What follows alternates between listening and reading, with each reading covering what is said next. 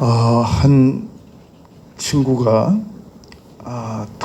틀림없이 이번에 투자만 하면 반드시 소득을 거둘 수 있는 그런 사업을 앞두고 있었습니다. 그런데 자신이 가진 이 자본으로는 그 사업을 진행할 수가 없게 됐던 겁니다. 그래서 자신 그 친구 무리들 중에 가장 이 현금 동원 능력이 뛰어난 친구를 마음속에 담아두게 되었습니다. 그리고 며칠을 고심한 후에 그 친하지도 않은 친구를 찾아갔습니다. 가서 사업 상황을 자세히 설명하고, 그리고 내가 10억만 자네가 빌려주게 된다면 이건 틀림없이 이득을 볼 수 있는 사업이라고 사정했습니다. 무릎만 안 꿇었지 마음으로는 이미 무릎을 꿇은 것과 다름없이 정말 간절하게 말했습니다. 그 진심이 통했는지 이 친구가 두 말도 안 하고 10억을 빌려준 겁니다. 문제는 그 10억을 가지고 그렇게 확실했던 그 사업에 투자를 했는데 한 푼도 못 건지고 오히려 3억의 빚을 떠안게 됐습니다. 10억은 당연히 소멸됐고 3억의 빚을 떠안게 된 겁니다.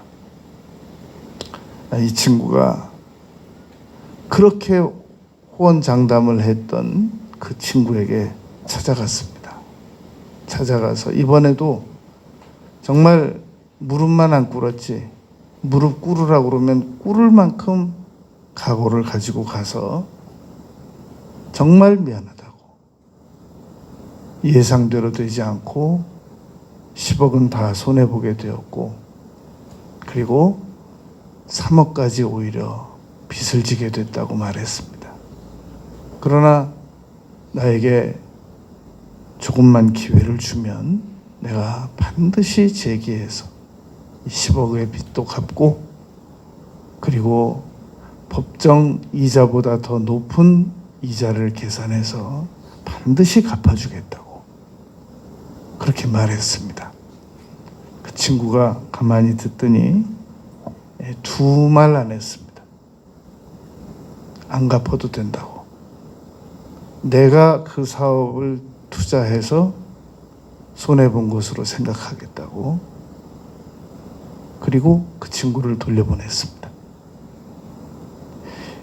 이 친구가 도저히 믿어지지가 않아서 며칠을 고민하다가 이제 기력을 회복하고 자신이 돈 받을 사람이 누가 있나를 찾아보기 시작했습니다. 왜냐하면 3억의 빚을 졌지 않습니까? 그래서 제일 먼저 떠오른 사람이 자기 친구이면서 5천만 원을 못 갚고 있는 친구가 생각이 난 겁니다. 그 친구를 전화로 오라고 그랬습니다. 그 친구 5천만 원 빚진 친구이기 때문에 즉시 왔습니다. 5천만 원 너 언제 갚을 거냐 물었습니다. 그랬더니 그 친구가 정말 미안하다고, 조금만 시간을 주면 내가 갚겠다고 그렇게 말한 겁니다. 이 친구가 단호하게 말했습니다. 나 이제 더 못 기다린다. 5천만 원 너 그 집 월세 보증금 있는 거 아는데 그거라도 빼서 줘라 이렇게 말했습니다. 그랬더니 그 친구가 그 월세 보증금 빼서 나오면 나는 고시원 가야 되고 아내와 애들은 친정집으로 보내야 된다. 며칠만 시간을 주면 내가 돈을 마련해 볼 테니까 정말 좀 사정을 봐달라고 간절하게 말했습니다. 이 친구는 지금 10억도 손해봤고 3억도 손해본 친구입니다. 그 친구 말이 들어주고 싶어도 들어줄 수 있는 상황이 못 되는 겁니다. 정말 미안한데 너 고시원 가라. 그리고 네 처자는 친정집 보내라. 그리고 5천만 원 가져와라. 내가 그 정도로 급하다. 이렇게 말하고 돌려보냈습니다. 두 친구의 상황을 자세히 알게 된 주변 친구 중에 한 명이 그 10억을 탕감해 준 친구에게 전화 걸었습니다. 네가 10억 탕감해 줬다고 들었다. 아무 말 안 하고 듣고 있더랍니다. 그런데 그 친구가 우리 친구 중에 5천만 원 받을 거 있는 그 친구한테 월세 보증금 빼서 5천만 원 갖고 오라고 그랬단다. 그랬더니 그 10억 탕감해 준 친구에게 전화 끊더랍니다. 그리고 바로 그 친구에게 전화 걸었습니다. 너 나 좀 보자. 이거 10억 탕감받은 친구니까 안 가볼 수가 없잖아요. 즉시 갔어요. 만살 제쳐놓고. 긴 말 안 했습니다. 너 10억 다시 내놔라. 아니 그거 탕감해 주기로 약속하지 않았냐. 이 친구가 이렇게 노려보다가 말했으면 너 우리 친구 중 누구한테 너 5천만 원 월세 보증금 빼서 가져오라고 그랬다면서. 아무 말 못하고 있는 겁니다. 너 10억 가져와. 그리고 돌려보냈다는 얘기입니다. 여러분 너무 진짜 얘기처럼 들어주셔서 감사한데 이거는 지금 23절부터 나오는 만달란트 빚진 자와 100데나리온 빚진 자의 내용을 제가 현대판으로 한번 각색을 해본 겁니다. 그러니까 너무 심각하게 듣지 마시고요. 이런 일이 여러분 사실로 일어났다면 이게 얼마나 심각한 얘기가 되겠냔 말입니다. 그런데 예수님께서 오늘 이 말씀을 가르치신 겁니다. 지금 이 현대 사회는 뭐 잘못해놓고 미안하다고 사과하러 가면 벌써 고소고발 끝난 상태입니다. 아주 신속 정확하게 더 이상 용서를 밀지도 않고 보류하지도 않고 대화해보지도 않고 바로 속전속결로 처리하는 시대입니다. 이런 상황에서 예수님께서는 용서의 문제를 마태복음 18장에서 다루고 계십니다. 우리가 지난 주간 18장 15절에서 내 형제가 내게 죄를 범하거든 이라는 말씀으로 시작해서 우리가 은혜를 나누었습니다. 그런데 오늘 말씀에 보면 형제가 내게 죄를 범하거든 이라는 말씀으로 21절에 시작하고 있단 말입니다. 그러니까 이게 다른 형제가 내게 죄를 범하였을 때의 문제와 내가 베드로가 지금 형제가 나에게 죄를 범했을 때 몇 번 용서하여 주리까 라는 말씀과 이게 겹쳐진단 말입니다. 지난주 말씀은 예수님께서 직접 가르치신 거고 이번에는 다시 베드로가 예수님께 그러면 7번 용서하면 되겠습니까? 라고 여쭌 내용이라는 겁니다. 우리가 용서할 수 있는 방법을 성경에서 몇 가지를 찾아보겠습니다. 첫 번째, 용서라고 하는 것은 가해자와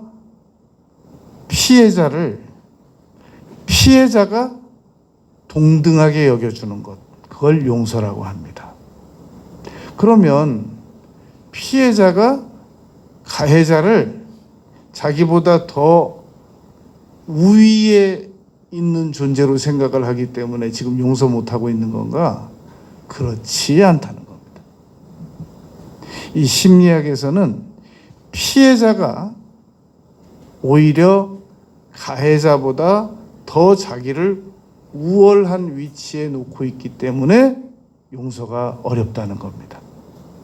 그러므로 피해자가 누군가를 용서하려면 우월의식, 자기 우월의식으로부터 벗어나지 않으면 용서는 어렵다라는 말입니다. 이 우월감이라는 것을 무엇을 말하는가? 여러분, 우월감은 건강한 우월감이 있고 비정상적인 우월감이 있습니다.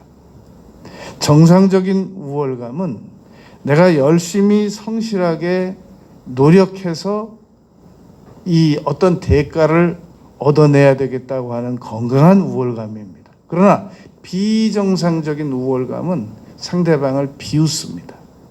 네가 인간이면 나에게 그렇게 못하지. 너는 윤리 수준이 한참 바닥이야. 그러니까 네가 나한테 그런 짓을 하는 거야. 이 사람은 내가 당신이라면 나는 더 했을 거야. 이런 마음을 가지고 있으면 용서합니다.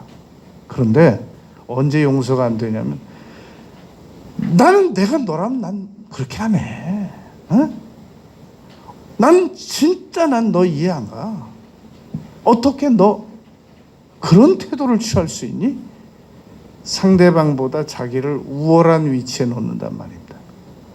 윤리적으로 상대보다 자기에게 피해를 준 사람보다 윤리적으로 자기를 더 한 수 위에 놓는단 말입니다.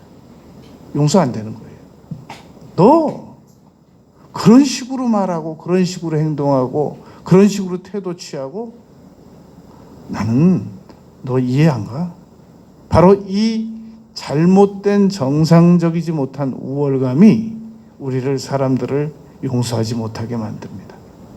여러분, 우리보다 지위가 높다고 사람이 우리가 우월의식을 못 가질 걸로 생각하십니까? 천만에입니다. 사람은 마음속으로 기와집도 짓고 초가집도 짓고 건물도 짓고 헐고 별거 다 합니다. 그래서 정상적이지 못한 자기 우월감을 가진 사람은 대통령도 한참 자기보다 윤리적으로 낮은 사람으로 평가합니다. 선생님도 여러분 어떻게 세상의 초등학생 아이들이 선생님을 때릴 수 있습니까? 옛날에 우리 선생님들을 그림자도 밟지 말라고 그랬는데 잘못된 우월감을 지금 가지고 있기 때문에 그러는 겁니다. 저 선생이라는 게 여러분 며느리가 시어머니를 존경해야 되잖아요. 자기 우월감에 빠진 며느리는 시어머니가 존경이 안 돼요. 진짜 무식하다. 진짜 우리 시어머니지만 정말 무식하다. 이렇게 함부로 낮춘단 말입니다. 진짜 우리 아버지라고 내가 아버지라고 부르기는 하는데 정말 우리 아버지지만 수준이 바닥이다. 이런 자녀들 많습니다. 그런 우월감을 가지고 있는 한 용서 안 됩니다. 어렵습니다. 아무리 하려고 해도 용서가 안 된단 말입니다. 그러니까 정말 용서를 실천하려면 가해자와 피해자인 나 자신과 동등한 위치에 놔야 됩니다.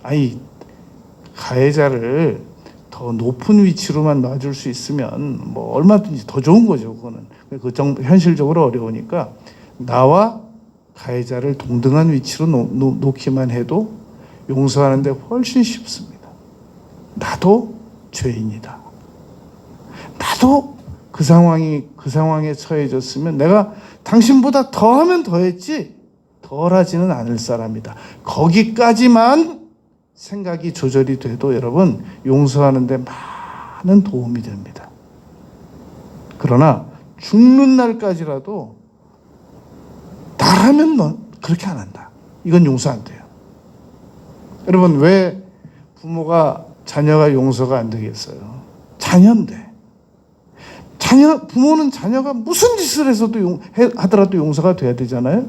언제 용서가 안 되냐면 진짜 넌 내 자식이지만 정말 너 용서 안 된다. 난 너 이해 안 간다. 그럼 용서 안 되는 거예요. 그러니까 이 엄마들이 하는 얘기가 그거예요. 딱 더도 말고 덜도 말고 딱 너 같은 딸만 하나 낳아, 시집가서. 알았지? 그 말이 난 너 이해 안 간다, 그 말이 그거거든요. 너 하는 짓이 도저히 나는 이해가 안 가. 그 말이 바로 딱 너 같은 딸 하나만 낳아라, 그 말인 거예요.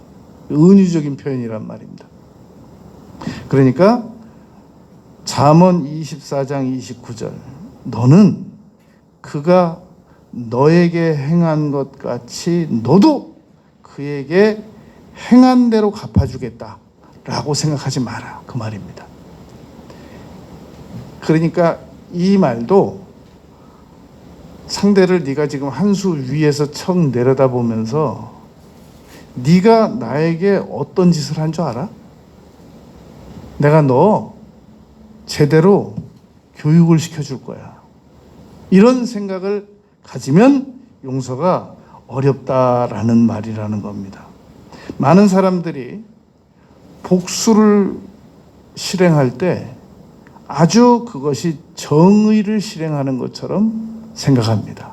그러나 구약에서 이 복수법을 가르치실 때 눈에는 눈, 이에는 이만 상하게 하라라고 말씀하신 것은 사람은 상대방에게 반드시 피해 본 것보다 더 추가적으로 복수하지, 상대방이 나에게 피해 준 것만큼만 복수하는 사람은 세상에 없다는 겁니다.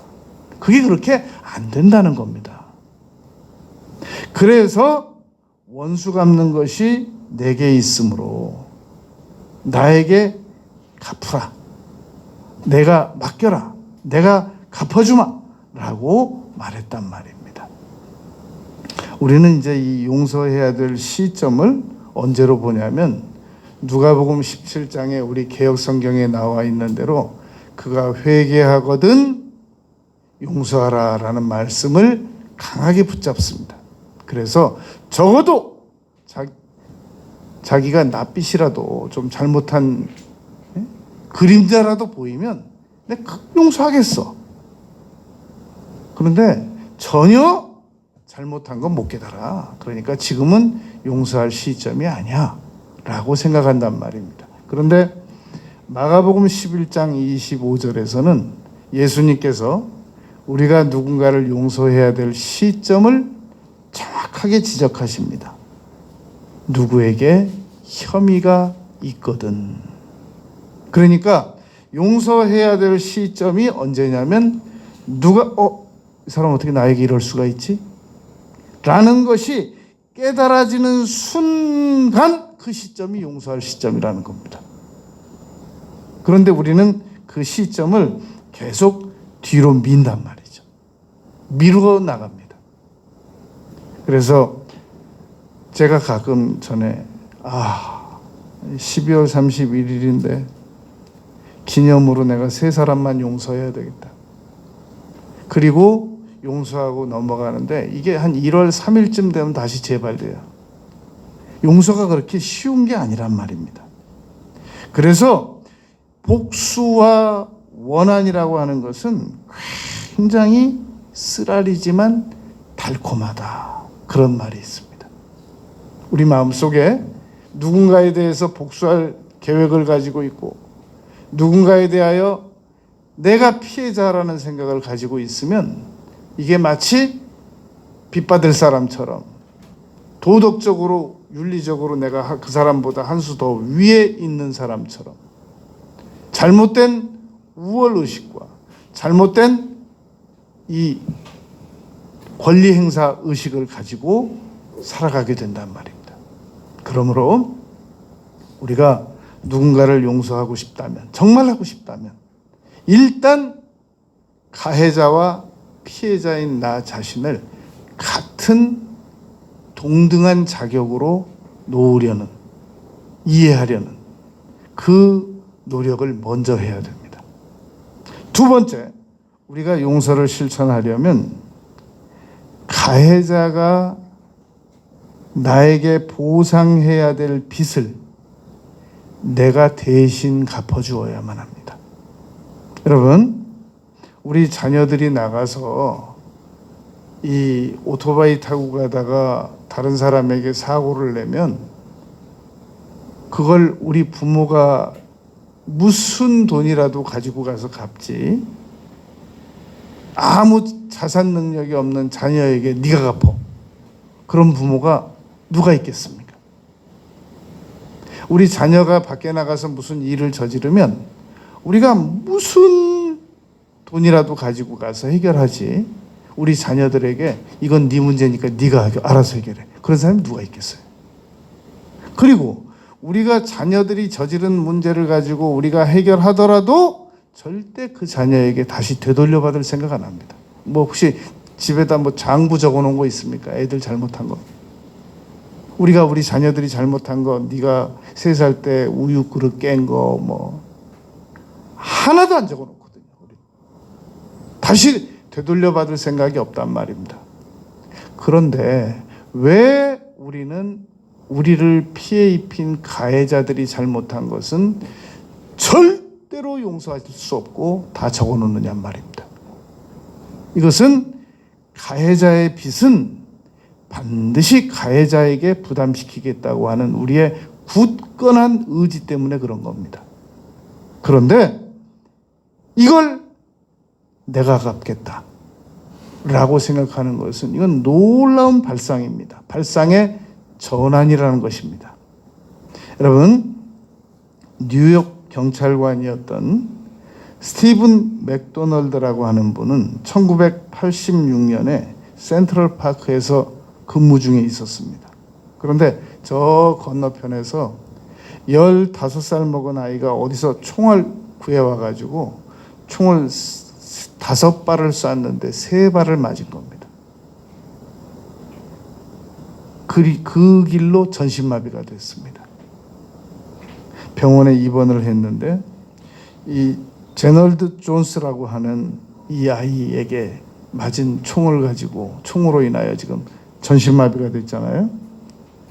그런데 이 경찰관이었던 맥도널드가 놀라운 결정을 합니다. 그 15살 먹어가지고 총 쏜 그 아이를 용서합니다. 그 아이가 무슨 잘못했다고 와서 돈을 주거나 전혀 그런 거 안 했는데 용서합니다. 이 아이가 가석방 됐어요. 탄원서까지 써줬기 때문에. 그런데 이 아이가 출소한 후에 오토바이 사고로 사흘 만에 죽습니다. 중요한 것은 이 뉴욕 경찰관이었던 이 스티븐 맥도널드가 그 마음속에 그 아이로부터 아무 피해의식도 없다는 겁니다. 용서가 안 된 상태에서 이 아이가 죽었다면 역시 죽어도 용서가 안 될 겁니다. 여러분, 우리에게 피해 준 사람들 지금 세상 떠났다고 해가지고 지금 용서가 끝난 줄 알고 계시는 분들이 있는데 천만에요. 우리에게 과거에 피해 입힌 사람들 중에서 세상 떠났는데 우리 마음속에 아직 용서 안 된 사람들 많습니다. 그건 경험자들이 아는 거란 말입니다. 어떻게 나한테 그럴 수가 있어? 저는 한번 놀라운 경험을 했어요. 제 청년 때 제 친구 형이 먼저 세상을 떠났습니다. 그 형수가 그 완전한 세상 사람인데 하루는 술을 많이 마시고 그리고 죽은 남편에게 욕을 하는 거예요. 네? 이 나쁜 XX, 나를 이렇게 놓고 네가 먼저 사태질하면서 네가 먼저 가버리면 나는 어떻게 사냐, 그래서 막 욕을 하는 거예요. 깜짝 놀랐어요. 사람은 여러분 먼저 세상 떠난 사람에게도 삿대질하고 욕도 하고 그럽니다. 이게 죽었다고 용서가 되는 게 아니에요. 그런데 이 스티븐 맥도널드가 자기에게 총을 5발을 쏴, 이유도 없이 5발을 쏴서 3발을 맞춰서 전신마비를 만든 그 아이를 용서한 상태에서 이 아이가 세상을 떠난 겁니다. 헨리 나우엔이 이렇게 말했습니다. 용서하지 않으면, 누군가를 용서하지 않으면 스스로 복수심에 결박당하여 자유를 잃게 된다. 여러분, 길 가다가 뱀에게 물렸으면 일단 독을 빼고 치료를 받으러 가야지 그 뱀 잡으러 쫓아다니면 되겠어요?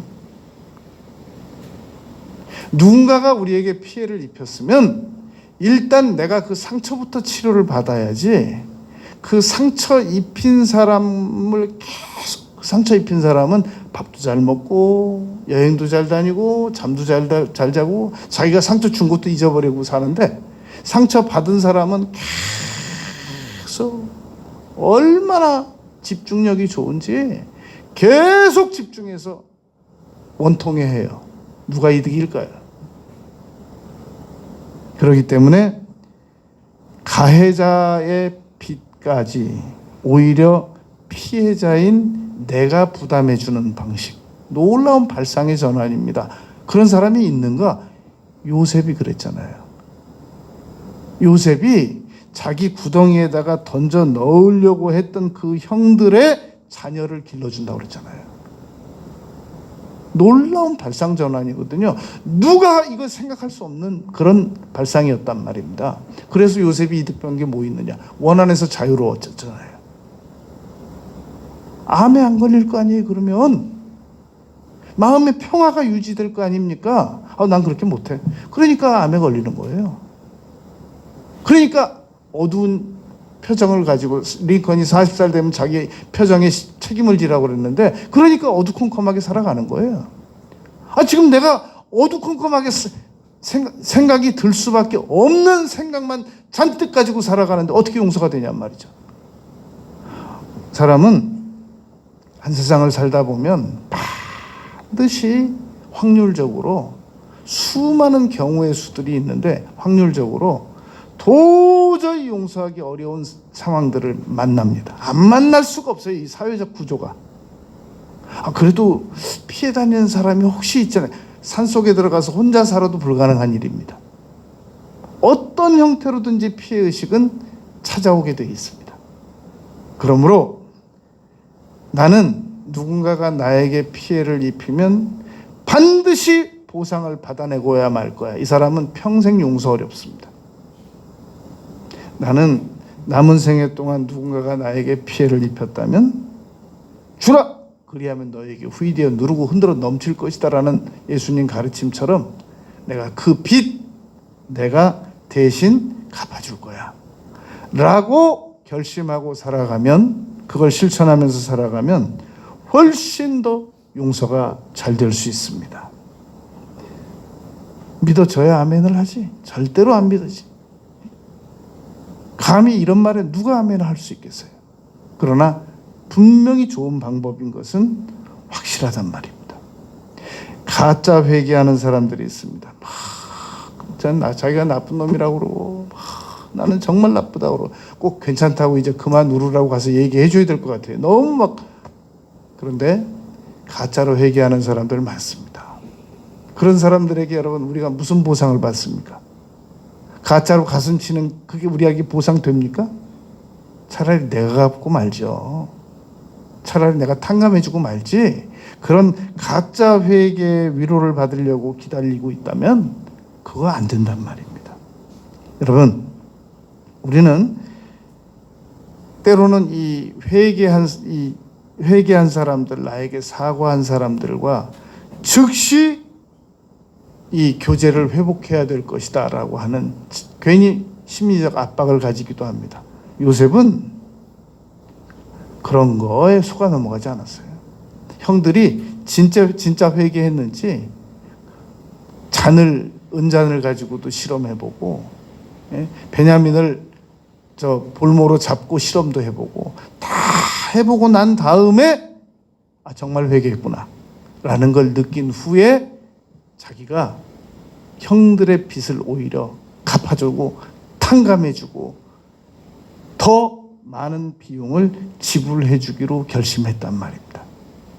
그러니까 우리가 무조건 상대방이 잘못했다고 생각도 안 하고 회개도 안 했는데 무조건 상대방이 잘못한 모든 피해 비용을 내가 무조건 다 갚아주겠다. 그건 아닌 거예요. 그건 오히려 잘못 갚아주면 오히려 이 용서 못한 생각이 더 가중된단 말입니다. 그러니까 우리가 첫 번째에서 상대방과 나를 동등한 위치로 놓고 가해자 피해자를 동등한 위치로 놓고 용서를 시도하되 그 시점은 혐의가 발견되는 즉시란 말입니다.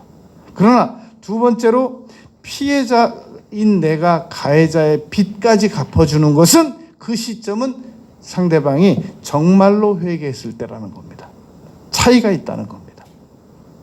세 번째, 우리가 용서하기 위해서는 가해자가 오히려 잘되기까지를 빌어주는 겁니다. 축복까지 해주는 겁니다.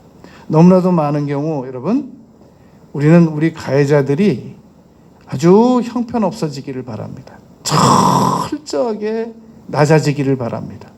그래서 아주 세상에 있는 모든 수치를 다 당하기로 바랍니다. 그래야 눈물을 흘리면서 내가 과거에 이러이러한 잘못을 했더니 그 대가를 이제 이렇게 치르는구나 라고 느껴지기를 바란단 말입니다. 그러나 여러분, 그런 말이 있단 말입니다. 한은 소원이 이루어져야 풀어지는 거지, 원한을 갚는다고 한이 갚아지는 건 아니다 라는 말이 있단 말입니다. 상대방이 나에게 잘못한 사람이 여유가 있어지고 그리고 축복을 많이 받으면 그 사람도 옛날에 나에게 잘못할 때처럼 누군가에게 피해를 당할 확률이 훨씬 더 높아집니다. 그런데 그냥 계속 사람이 낮아지기만 하고 계속 밑바닥까지 내려가기만 하면 온통 모든 사람에게 원한을 더 가져요. 자기가 잘못한 피해를 준 나에 대해서도 오히려 더 복수심을 가집니다. 내가 그때 그 인간만 아니었으면 세상에 나는 지금 자기에게 피해를 당해서 너무나 큰 고통 속에 살아가고 있는데 미안하다 그러기는커녕 나 때문에 자기가 그렇게 됐다는 거예요. 나를 안 만났다면 그렇게 안 됐을 거라는 거예요. 여러분, 사람은 축복해야 되는 이유가 상대방을 위함도 있지만 나를 오히려 보호하기 위해서 상대방을 축복해야 되는 겁니다. 그래서 예수님께서 원수를 축복하라고 그랬고 원수를 사랑하라고 그랬고 원수를 위해서 기도하라고 했던 겁니다. 마음으로 누군가를 우리가 용서하려면 계속해서 가해자가 잘 되기를 원하는 마음을 가지고 계속 빌어야 됩니다. 하나님 축복합니다. 생각만 떠오르면 정말 너무 분한데도 딱 떠오르는 즉시 하나님 축복합니다. 이걸 입으로 시인하잖아요. 안 하는 것보다 훨씬 나아요. 이 링컨은 셔먼 체이스라고 하는 분을 대법원장으로 임명을 했습니다. 이 체이스는 대법원장 자격이 있었던 건 사실이나 그 주변에 있는 사람들이 그렇게 말했습니다. 참모들이 카카, 아무리 그래도 카카를 그렇게 욕하던 이 체이스를 대법원장으로 임명하는 건 좀 그렇지 않습니까? 링컨이 이렇게 말했습니다. 그 사람이 대법원장으로서 적절한 자격을 갖추었다고 충분히 생각하고 나는 그 사람보다 더 나은 사람을 발견하지 못했는데 그러한 적임자를 나에게 과거에 실수했다는 것 때문에 내가 대법원장으로 임명을 안 한다면 그건 내가 비겁한 사람이지. 그렇게 이야기를 하더라는 얘기를 라이벌의 팀이라는 책에서 이 링컨이 그러한 일화에 대하여 전해지고 있습니다. 또 한 예화는 이 링컨에 대해서 아주 심각한 그 이야기를 하던 스탠튼이라는 사람이 있었습니다. 어느 정도로 모욕적인 말을 했느냐면, 고릴라 잡으러 가려면 링컨 고향으로 가라. 그러면 링컨 같은 고릴라가 많다. 그렇게 무식한 사람이 어떻게 변호사를 하는지 나는 이해할 수가 없다. 이 스탠튼이 한 얘기입니다. 링컨이 그 스탠튼을 국방부 장관으로 임명했잖아요. 링컨이 저격당했을 때 여기 가장 역사상 위대한 왕이 죽어 있다 라고 외친 사람이 스탠튼이었습니다. 여러분, 우리에게 피해를 입힌 사람들, 그 사람들이 더 잘되기를 빌고 더 잘되기를 도와주고, 그래야 그 사람들이 나중에 나에게 좋은 말 한마디라도 더 남깁니다. 나에게 피해를 입힌 사람들을 계속해서 아주 완전히 세상의 천물이 되도록 빌고 또 빈다고 해서 그 사람들이 나에게 잘못했다는 말 안 합니다. 이 코리텐 붐 여사라고 하는 분은 네덜란드 여인입니다. 유대인들 숨겨주다가 2차 세계대전 당시에 유대인들의 그 독일의 나치에게 끌려갔어요. 언니하고 같이. 그 감방, 그 수용소에 언니가, 이 코리텐붐 여사는 그래도 그나마 좀 건강이 좀 있었는데 언니가 36km까지밖에 안 나가도록 내려가서 거기서 죽은 거예요. 언니 죽는 걸 봤습니다. 그 독일인 간수들이 날마다 한 일이 뭐냐면, 이 코리텐붐 여사를 막론하고 전부 옷을 벗겨가지고 아침마다 그 눈으로 감상하면서 이렇게 그 교도소 내를 돌게 만든 겁니다.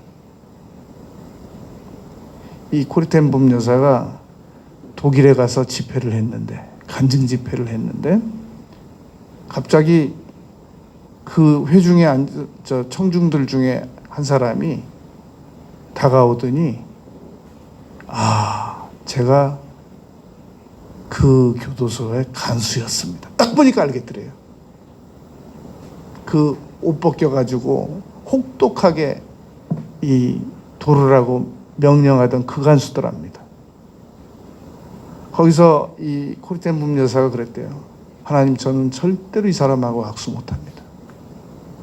조금 전까지 지금 간증할 때 용서했다고 지금 간증했거든요. 이 코리텐붐 여사가, 하나님, 전 절대로 이 사람 손 못 잡습니다.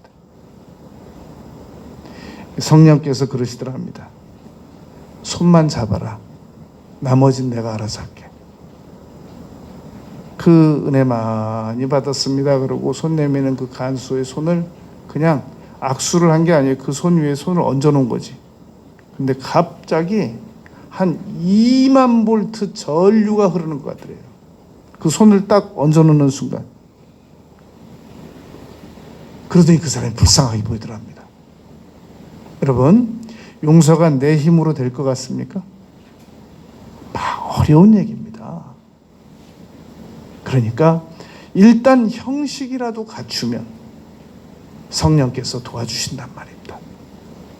그래서 바로 축복하는 형식을 갖추는 거예요. 하나님, 그 인간에게 벼락을 치시옵소서. 도대체 벼락은 어디다 쓰시는 겁니까? 그러지 말고 축복합니다. 축복합니다. 그러라는 겁니다.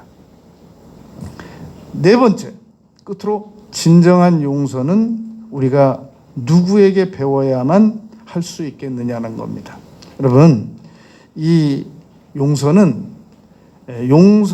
성경에서 용서하라는 명령을 교묘하게 피해 다니는 사람들이 쓰는 방법이 있습니다. 어떤 방법이 있냐면 하나님께 미루는 겁니다. 용서를 어떻게 나보고 하라고 그래요? 그건 하나님이나 하실 수 있는 일인 거죠. 그리고 용서 안 하고 피해 나가는 사람입니다. 또 용서를 피해 나가는 유형 중에, 용서라고 하는 건 내가 하는 거죠. 누가 하라 마라 합니까? 내가 하면 하는 거고 내가 안 하면 안 하는 거지. 어떻게 나한테 누가 용서하라고 얘기할 수 있습니까? 이런 주장하는 방법이 있단 말입니다. 여러분, 우리가 잘 알고 있는 이창동 감독에 의하여 만들어진 밀양이라는 영화 있지 않습니까? 그 영화는 원래 원작이 이청준이라고 하는 사람이 쓴 벌레 이야기입니다. 이청준 씨는 그 벌레 이야기에서 광주 피해자들, 광주 사태 피해자들이 아직 용서할 준비도 안 됐는데 오히려 가해자들이 이제 그만 용서할 때가 되지 않았느냐라고 언급하는 내용들을 가지고 소설로 벌레 이야기를 저술한단 말입니다. 이창동 감독이 그 내용을 읽어봤습니다. 아, 이것을 영화로 만들어야 되겠다. 그래서 교통사고로 일찍 죽게 된 남편의 고향으로 밀양으로 이 신혜가 가죠. 아이 데리고. 그런데 남편 고향에서 얼마 살기도 전에 얼마 살지도 않았는데 하루는 전화가 왔단 말입니다. 내가 당신 아이를 유괴했으니까 빨리 돈 가지고 오라고. 그런데 결국은 이 박도섭이라는 사람이 그 아이를 유괴해서 죽인단 말입니다. 그때 이 원작 벌레 이야기에서는 이불집 아줌마가 전도해요. 그런데 그걸 이창동 감독은 약국 집사로 바꿨죠.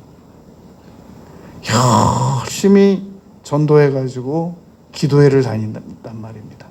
신혜가 가서 통곡을 하면서 기도하다가 아, 내가 이 박도섭이를 용서해야 되겠다. 그리고 감옥을 갔단 말입니다. 면회를 갔단 말입니다. 면회에 가서 내가 당신을 용서하러 왔습니다. 라고 말하기도 전에 이 박도섭이가 할렐루야, 제가 하나님을 깊이 만났습니다. 하나님께서 저를 용서해 주셔서 제가 이 아이 엄마이신 아주머니 위해서 제 기도도 드립니다. 거기서 신혜가 완전히 그동안 용서하기로 결심했던 거 다 내버리고 내팽개치고, 그리고 내가 용서 안 했는데 누가 용서하기로 했다는 거야. 그래서 펄펄 뛰고 정신병원까지 들어가잖아요. 이게 바로 무슨 논리냐면은 용서는 내가 하면 하는 거고 내가 안 하면 안 하는 거지, 누가 하라 마라 권리로 주장할 수 없다라는 얘기란 말입니다. 여러분, 저는 이 밀양 영화를 안 봤어요. 왜냐하면 볼 시간이 없어요. 대신에 하도 밀양 얘기를 하길래 이 밀양에 대한 그 온전한 평가를 좀 제대로 된 평가가 어디 있겠느냐는 그동안 자료는 많이 살펴봤어요. 그런데 지난 주간에 이 논문 한 편을 그 카톨릭 신부가 쓴 이 밀양에 대한 논문 한 편, 10페이지짜리 논문 한 편을 찾아가지고 아, 이건 진짜 제대로 그동안 썼다. 그래가지고 지금 정리를 해본 겁니다. 이 밀양의 핵심은 세 가지입니다. 하나는, 물론 이건 제가 내린 결론입니다. 이 핵심은 박도섭이가 진짜 회개했다면 면회할 때 그렇게 안 합니다. 바닥에 엎드려서 절하죠. 정말 잘못했습니다. 정말 미안합니다. 정말 죄송합니다. 그런데 박도섭이가 진정한 회개를 안 했기 때문에 아이 엄마 신혜에게 그렇게 말할 수 있었다는 겁니다.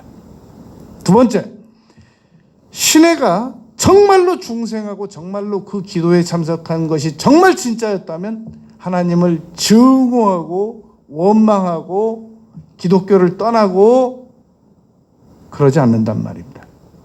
일시적인 회개와 일시적인 기도의 참석이었기 때문에 신혜가 그런 행동을 할 수 있었다는 거란 말입니다. 또 하나, 이불집 집사, 약국 집사가 정말로 제대로 된 전도를 시내에게 할 수 있었다면 먼저 공감부터 해주었을 것이라는 겁니다. 정말 마음이 아프겠네요. 내가 그 상황이라면 도저히 나는 용서가 어렵겠습니다. 정말 당신 그걸 견뎌내는 것이 정말 대단합니다. 이것부터 먼저 시작해 줬어야 됐다는 얘기란 말입니다. 그런데 시내는 누구에게도 공감을 못 받은 채로 바로 하나님을 만나야 했고 기도에 참석을 해야만 했고 거기서 부르짖어서 기도해서 자기가 다 치료가 된 줄 알았는데 박도섭이가 할렐루야 하면서 보는 거기서 다시 뒤집어진 거란 말입니다. 여러분, 우리가 누군가를 전도할 때 나와서 빌면 돼, 부르짖으면 돼, 응답 다 와, 할렐루야, 이것도 좋은데 항상 그 전에 아픔을 가진 사람들을 진정으로 공감해 줄 아는 태도가 필요하다는 겁니다. 여러분, 오늘 본문 말씀에 보면 예수님의 명령인 겁니다. 우리가 15절에서 지난 주간에 15절에서 형제가 네게 죄를 범하거든, 이 말은 네가 누군가에게 피해를 입었거든, 그 말인 겁니다. 가서 그 사람의 잘못을 막 노출시키지 말고 1대1로 잘 권면해가지고 듣게 만들어라, 설득하게 만들어라, 그 말입니다. 설득당하게. 근데 안 되면 그때는 둘 셋이 데리고 가가지고 완전히 망신을 줘라, 이게 아니라 그때는 또 둘 셋 데리고 가서 또 설득을 해라. 그리고 그래도 말 안 듣거든, 다시 교회에 와서 목사님에게 말씀이라도 드려가지고 또 설득해라. 그래도 안 되면 이방인처럼 여기라고 그랬잖아요. 그런데 그러기 전에 오늘 말씀을 우리가 다시 봐야 된단 말입니다. 이 유대인들은 원래는 3번만 용서하라고 그랬습니다. 그런데 베드로는 그 3번을 한 배 더 얹어가지고 거기다 또 한 번 더 얹어서 7번 용서하면 되겠습니까? 그러면 되지 않겠습니까? 그랬더니 예수님께서는 놀랍게도 70번씩 7번이라고 말씀하셨단 말입니다. 24절에 보면, 마태복음 18장 24절에 보면 10,000달란트라고 하는데 당시에 한 달란트는 6,000데나리온이었습니다. 한 데나리온이 노동자 하루 품삯이었단 말입니다. 그러니까 10,000달란트를 만약에 노동자가 일해서 벌려고 하면 20만 년을 일해야만 이 10,000달란트를 벌 수 있는 겁니다. 한 데나리온이 하루 품삯이었으니까. 그러니까 이러한 탕감을 받은 사람이 100데나리온 빚진 친구를 만나가지고 너 당장 내놔, 나 지금 굉장히 상황이 어렵거든, 그러니까 빨리 내놔. 그랬더니 막 멱살을 잡고 목을 조이면서 내놓으라고 얘기하다가 10,000달란트 빚진 사람에게 다시 불려갔다는 말입니다. 여러분, 이 비유의 핵심을 우리가 잘못 이해하면 안 됩니다. 이 비유의 핵심은 너도 빚을 많이 졌기 때문에 무조건 이해가 되든 안 되든 용서가 되든 안 되든 너에게 잘못한 사람들을 무조건 용서해 줘, 이게 핵심이 아니란 말입니다. 이 말씀의 핵심은 이건 현실적으로 20만 년을 일해서 갚는 건 불가능해요. 그러니까 예수님의 비유는 이겁니다. 네가 20만 년을 일을 해서 갚아야만 할 빚을 용서받았다는 사실만 믿어. 그것만 믿어지면 나머지는 용서 안 할래도 용서돼. 그게 핵심인 겁니다. 여러분, 우리는 용서해보려고 정말 많은 굳은 노력을 많이 합니다. 어떤 방법이 있는가? 예수님께서 가르쳐 주신 방법은 무엇인가? 네가 용서받았다고 믿어! 그게 안 믿어지니까 월세 5천만 원 빼오라고 말하는 거고, 그게 안 믿어지니까 100데나리온 빚진 사람 멱살을 잡는 거야. 네가 용서받았다는 게 안 믿어지는데 어떻게 용서를 하니? 그러니까 여러분, 핵심은 오늘도 내일도 날마다 나는 용서를 못하는 나쁜 사람인가 봐. 나는 정말로 윤리지수가 낮은 사람인가 봐. 나는 정말 인간성이 나쁜 사람인가 봐. 그거 생각할 시간에 나는 용서받았다. 나는 용서받았다. 적어도 20만 년을 일해야만 갚을 수 있는 용서를 받았다. 계속 그것만 묵상하라는 겁니다. 용서받았다. 나는 용서받았다. 나는 용서받았다. 그래서 나는 지옥 안 가고 천국 간다. 그것만 계속 묵상을 하다 보면 누가 나에게 잘못한 사람을 일부러 용서하지 하려고 노력 안 해도 용서가 된다는 겁니다. 그러니까 오늘 말씀의 핵심은 너 용서받았다. 그거 믿어라. 그게 핵심인 겁니다. 나는 용서받았다. 굳게 믿는 우리 모두가 되시길 바라겠습니다.